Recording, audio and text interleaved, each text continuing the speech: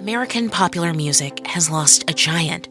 Burt Bacharach has died. He was 94. Bacharach was a Grammy and Oscar-winning composer behind many hit songs. What the World Needs Now, Walk On By, and Raindrops Keep Falling on My Head. Burt Bacharach wrote melodies that appealed to generations of listeners. NPR's Elizabeth Blair has this appreciation. Seems fair to say just about everyone has heard a Burt Bacharach tune. What's new, pussycat? Burt Bacharach's songs were productions. He added horns and strings. Bacharach and his partner, lyricist Hal David, worked out of New York's famed Brill Building in the 1960s. Their star vocalist was Dionne Warwick. Bacharach's songs might sound simple, but there's nothing simple about them. Dionne Warwick told the BBC Bacharach had his own way of structuring a song. It was almost as if I was taking an exam every time I sang one of Bacharach's melodies. Because Bacharach was known to change up a song's tempo or time signature without even realizing it. He had no regard whatsoever for time signature. If he was writing a song in 4/4 time, which is common time, to throw a 7/8 bar in there meant nothing to him. I mean, if that's the way he felt, that's what he wrote. It was Dionne Warwick who pointed out to Bacharach that the time signature of his song Anyone Who Had a Heart is constantly changing. Anyone who ever loved. The music speeds up and then slows down and then speeds up again, unusual for a pop song in the early 1960s. Of course, Warwick makes it sound effortless. Burt Bacharach grew up in Queens, New York. His father worked in the men's clothing business and later as an author and syndicated newspaper columnist. His mother was an amateur painter and musician. She insisted her son practice cello, drums, and piano. As a teenager, young Burt snuck into jazz clubs to see Dizzy Gillespie and Count Basie. He studied with renowned classical composer Darius Milhaud.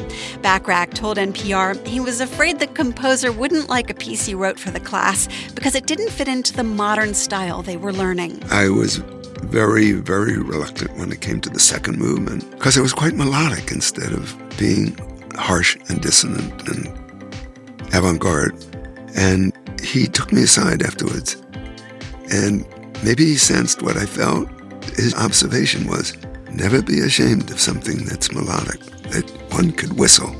Infectious melodies with a tinge of melancholy. Bacharach songs were on the radio during a tumultuous time. The Vietnam War, civil rights protests, assassinations.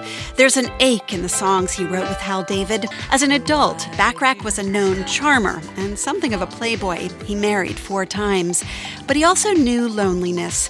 He told NPR that he didn't have a lot of friends when he was a teenager. I do remember going into Times Square every New Year's Eve, taking the subway from Forest Hills by myself and just standing amongst hundreds of thousands of people. Never went with a friend. Not that I had many friends to go with. Burt Bacharach did not let age slow him down. When he was in his 70s, he worked with Elvis Costello and Dr. Dre. In his 80s, he was still performing at rock festivals and the White House.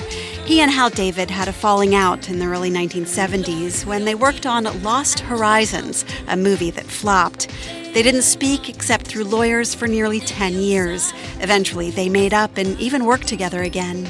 In 2011, Bacharach and David received the prestigious Gershwin Prize for Popular Song from the Library of Congress. David was too sick to attend the ceremony. Accepting the award, Bacharach said, "I feel lonely up here," and called his longtime partner a great lyricist. Hal David died in 2012. Bacharach said it was David's idea to give the song What the World Needs Now to singer Jackie DeShannon.